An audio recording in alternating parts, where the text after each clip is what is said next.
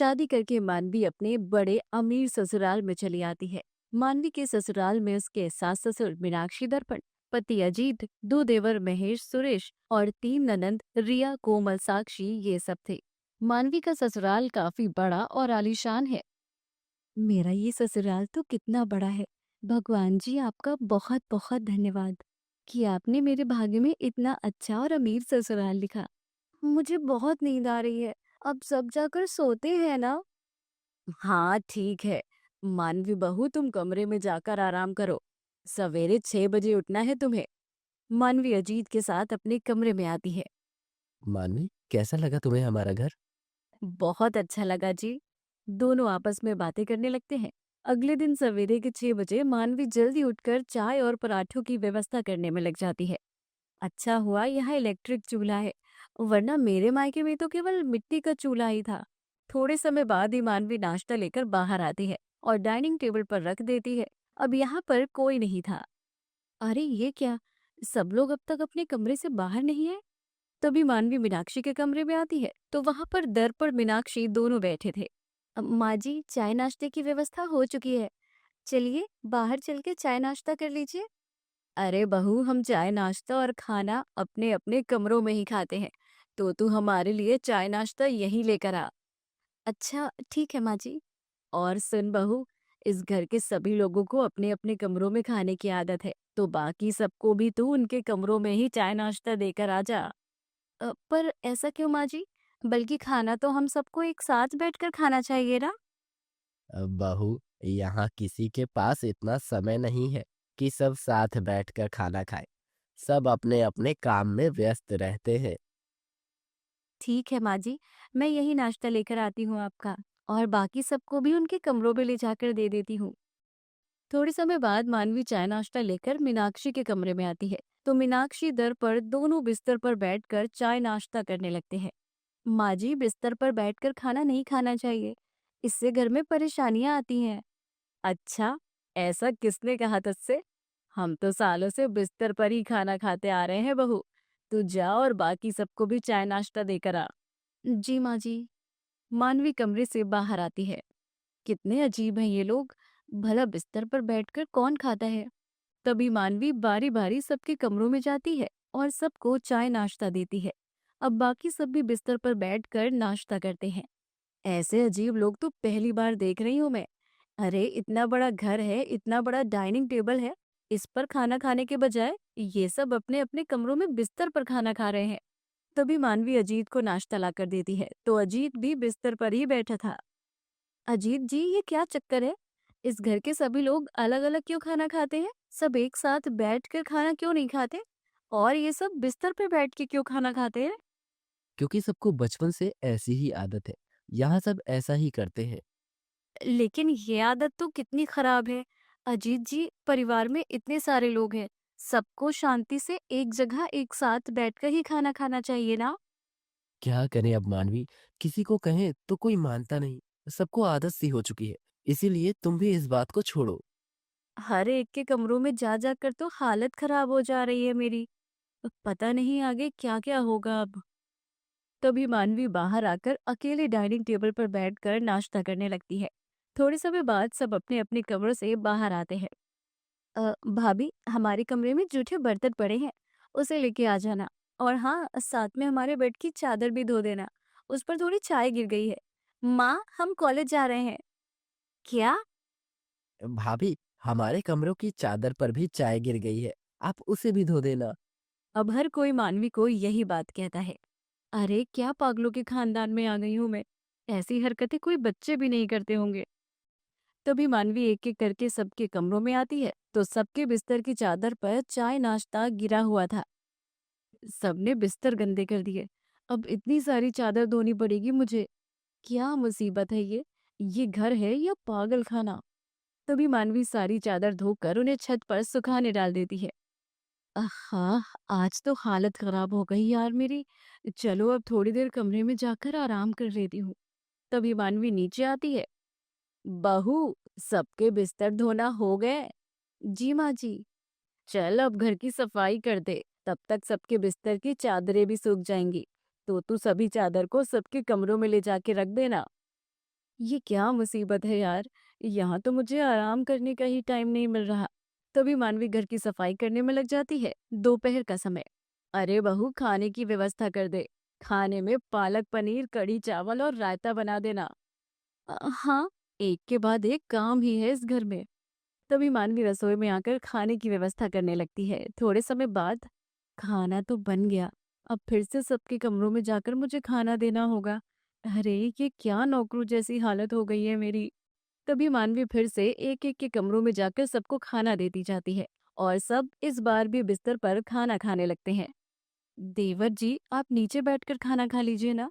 अगर इस बार भी आपने बिस्तर पर खाना गिरा दिया तो फिर से मुझे चादर धोनी पड़ेगी। भाभी, हमें नीचे बैठकर खाना खाने की आदत नहीं है। पता नहीं कब सुधरेंगे इस घर के लोग। थोड़े समय बाद सब इस बार भी अपने बिस्तर पर खाना गिराकर चादर खराब कर देते हैं। एक तो इतने सारे जूठे बर्तन और ऊपर से इन सब ने और चादर खराब कर दी। अब फिर से मुझे सारी चादर धोनी पड़ेगी। अब इसी तरह दिन प्रतिदिन बीतने लगे।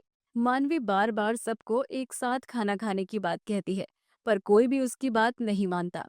अब रोज रोज सबके कमरों में खाना ले जाकर देना, रोज रोज सबकी चादर धोना, इन सब से मानवी काफी परेशान हो जाती है। इस बीच वो कई बार गिरती भी जाती है। एक दिन दोपहर में मानवी रसोई में थी। रोज रोज सबके कमरों में जाके सबको खाना देते जाओ, रोज रोज सबकी गंदी चादर धोते जाओ और अकेले इस घर के इतने सारे काम भी करो। बस अब बहुत हो गया। अब इस परिवार के सदस्यों को अपना ये तरीका बदलना ही होगा। तभी मानवी खाना बाहर डाइनिंग टेबल पर लाकर रख देती है। तभी मीनाक्षी और सब कमरों से चिल्लाते हैं, अरे बहू खाना ला, मुझे बहुत भूख लगी है। अब भाभी, जल्दी खाना लाओ ना, मुझे भूख लगी है। तभी सब एक साथ बाहर आते हैं। मानवी, मैं कब से तुम्हें खाने के लिए कह रहा हूँ, तुम आवाज सुन ही नहीं रही हो। जी, मेरे पैर में मोच आ गई है और मुझसे चला भी नहीं जा रहा। तो आप सब यहाँ आकर ही खाना ले लीजिए। तभी मानवी सबको अलग अलग प्लेटों में खाना देती जाती है और सब अपने अपने कमरे में खाना लेकर चले जाते हैं। हाँ, ये क्या? सब यहाँ बैठकर खाने की बजाय अपने अपने कमरों में खाना लेकर चले गए। तभी मानवी ऑयल लेकर सबके कमरे के बाहर आती है और चुपके से हर कमरों के बाहर ऑयल फेंक देती है और डाइनिंग टेबल पर आकर बैठ जाती है। अब आएगा मजा, जब टूटेगी सबकी कमर एक साथ। तब आएगी सबकी अकल ठिकाने। थोड़े समय बाद मीनाक्षी दर्पण कमरे से बाहर आते हैं। तो जैसे ही उनका पैर ऑयल पड़े फर्श पर पड़ता है तो दोनों धड़ से नीचे गिर जाते हैं। मेरी कमर! मेरी कमर। दर्पण मीनाक्षी की आवाज सुनकर सब जैसे ही अपने अपने कमरों से बाहर आते हैं तो सबका पैर ऑयल गिरे फर्श पर पड़ते ही वो भी कमर के बल गिर जाते हैं। मेरी कमर। तभी सब अपनी अपनी कमर को हाथ लगाए मानवी के पास आते हैं और वहां डाइनिंग टेबल पर बैठ जाते हैं। अरे मेरी तो कमर की हड्डी टूट गई रे! माँ जी, मैं इसीलिए आपको कह रही थी कि आप सब नीचे आकर साथ बैठकर खाना खाइए। जिस तरह आप सब गिरे हो ना, ऐसे ही मैं भी रोज रोज आपके कमरों में आते जाते गिरती जाती थी। मेरी बात मान लीजिए माँ जी। अब से सब साथ बैठकर खाना खाया कीजिए। तुम सही कहती हो मानवी, आज से हम सब यहीं बैठकर खाना खाएंगे और एक साथ खाएंगे। तभी मानवी सबको खाना देती है और सब पहली बार एक साथ डाइनिंग टेबल पर बैठकर खाना खाते हैं। वैसे देखा जाए तो सबके साथ बैठकर खाने में बड़ा आनंद आ रहा है। बहू, आज से हम सब यहीं बैठकर खाना खाएंगे। उसके बाद मीनाक्षी के परिवार वालों ने कमरों में अलग अलग बिस्तर पर बैठकर खाना खाना बंद कर दिया और सब रोज डाइनिंग टेबल पर बैठकर एक साथ खाना और नाश्ता करने लगे। जिसके बाद मानवी के ऊपर से काम का प्रेशर काफी हद तक कम हो गया और वो खुशी खुशी अपने ससुराल वालों के साथ अपना जीवन बिताने लगे। डिम्पी और कार्तिक की शादी होती है, लेकिन डिम्पी को अपने मायके से ही बहुत प्यार था। मायका छोड़कर ससुराल जाना है, ये बात उसे बिल्कुल भी पसंद नहीं थी।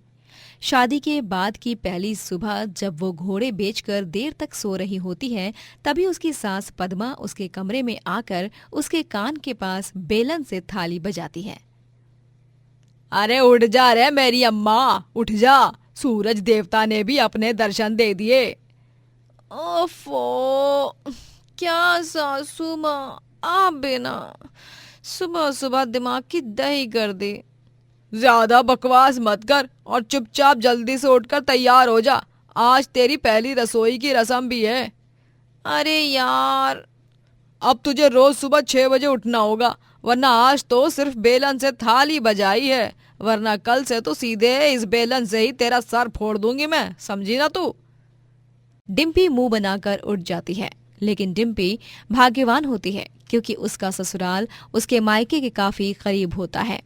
जब वो अपनी पहली रसोई की रस्म की तैयारी कर रही होती है, तभी पड़ोस की निम्मो आकर उसे खिड़की में से कहती है, अरे क्या तू भी डिम्पी, तू यहाँ गर्मी में पसीने बहाकर खाना बना रही है और वहाँ तेरे मायके वाले तेरे जाने की खुशी में 5 पकवान बना रहे हैं क्या? सबकी आज खैर नहीं। डिम्पी खिड़की से कूदकर दौड़ते हुए अपने मायके में जाती है और वहां पर जाकर वो सारा अच्छा बना हुआ खाना ठूसने लगती है। वाह वाह, क्या कचौरियां हैं, क्या मालपुए हैं, आहा, मजा ही आ गया। डिम्पी को इस तरह खाते देख उसकी माँ सुवर्णा कहती है, अरे डिम्पी बेटा, तुम्हें अभी से अपने ससुराल में तो होना चाहिए था, हैं? तुम्हारी पहली रसोई की रस्म है आज। अरे यार मम्मी, खाने दो ना, बहुत भूख लगी है और मैं ये खाना खाकर एसी ऑन करके सोने वाली हूँ, क्योंकि वहां पर ना मेरी सास मुझे एसी ऑन करने पर भी ना डांट लगाती है। डिम्पी की भाभी मानवी को ये सब अच्छा नहीं लगता और बहुत गुस्सा आता है। डिम्पी, ये क्या नाटक है तुम्हारा? तुम्हें इस वक्त अपने ससुराल में होना चाहिए, ना कि मायके में। अब तुम कुंवारी नहीं रही, तुम्हारी शादी हो चुकी है, अंडरस्टूड? अरे अरे भाभी, इतना क्यों गरम तवे की तरह तप रही हो आप? मेरा ससुराल पड़ोस में ही है, मैं जब चाहे यहाँ आऊंगी और जब चाहे यहाँ से जाऊंगी, आपको क्या? तभी डिम्पी को उसके पति कार्तिक का कॉल आता है। डिम्पी, कहाँ चली गई हो तुम? अरे जल्दी आ जाओ, वरना माँ आज प्रलय ला कर ही रहेंगी। ठीक है। डिम्पी अपने ससुराल में फिर से चली जाती है और वो ये एक बार नहीं बल्कि बार बार और रोजाना करने लगती है। एक दिन दोपहर के वक्त, कपड़े धोने के लिए रह गए हैं, लेकिन माँ जी तो गहरी नींद में है, चलो इसी बहाने मायके में जाकर मस्त एंजॉय करके आती हूँ। डिम्पी चुपके से अपनी सास के कमरे का दरवाज़ा लॉक करके चली जाती है और मायके जाकर आराम फरमाती है, जिससे उसकी भाभी मानवी का पारा हाई हो जाता है। डिम्पी, छोटी बच्ची हो क्या? इतना सारा कचरा फैला रखा है यहाँ तुमने, तुम्हें अकल वकल है या नहीं?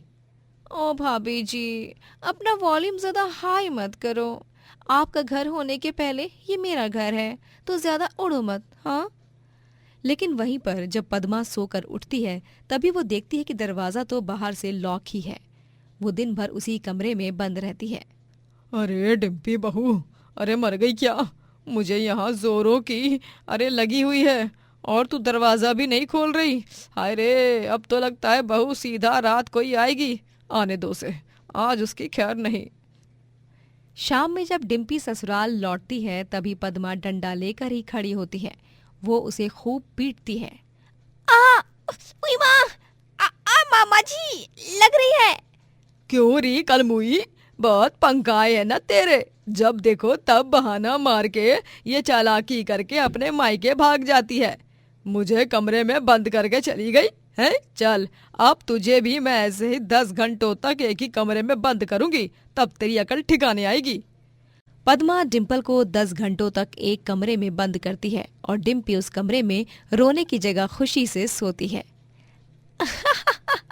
वेल डन माँ जी, आपने मुझे 10 घंटे कमरे में बंद करके बहुत अच्छा किया, मैं अब आराम से सो पाऊंगी। अगर मुझे आपको लॉक करके जाने की यही सजा मिलेगी तो मैं आपको रोजाना बंद करके जाया करूंगी, मजा आएगा। डिम्पी रोजाना मायके भागती और रोज उसे अपनी सास से सजा मिलती, लेकिन उसके बावजूद भी वो अपनी हरकतों से बाज नहीं आती। पर एक दिन कुछ ऐसा होता है जिससे डिम्पी को अपनी गलती थोड़ी सी ही सही लेकिन समझ में आ जाती है। डिम्पी गैस पर कुकर चढ़ाकर भूल जाती है और मायके जाकर अपना फेवरेट टीवी सीरियल देखने में मगन हो जाती है। और जब पद्मा रसोई में जाती है, तभी कुकर ब्लास्ट होता है और पद्मा का चेहरा बुरी तरह जल जाता है। अरे नहीं, मेरा चेहरा, अरे अरे अरे, मर गई रे। जब डिम्पी मायके से ससुराल आती है, तभी कार्तिक डिम्पी को बहुत गुस्सा करने लगता है। ये सब क्या है डिम्पी? तुम्हें मैंने और माँ ने कितनी बार समझाया, लेकिन तुम नहीं समझी। और देखो आज तुम्हारी बेवकूफी और लापरवाही के कारण माँ की क्या हालत हो गई है। अरे देख देख, तेरी वजह से मैं माधुरी दीक्षित से काली कलूटी बन गई। अब मैं क्या मुंह दिखाऊंगी सबको। मेरा पूरा चेहरा जल गया रे तेरी वजह से। आई एम सॉरी माँ जी, मैं कल से मायके नहीं जाऊंगी, मुझे माफ कर दीजिए। पिछली बार भी तुमने यही सेम डायलॉग मारा था और आज भी वही सेम डायलॉग कॉपी पेस्ट करके मार रही हो। नहीं, अब तो मैं तुम्हारे इस तमाशे पर हमेशा के लिए फुल स्टॉप लगाकर ही रहूंगा। कार्तिक शाम में जब घर पर लौटता है तभी उसके साथ एक औरत भी आती है और दोनों ने गले में वरमाला पहनी होती है। हाय दैया, ये क्या कार्तिक, तुमने ये क्या कर दिया? मेरे होते हुए दूसरी शादी? ये भूतनी कौन है?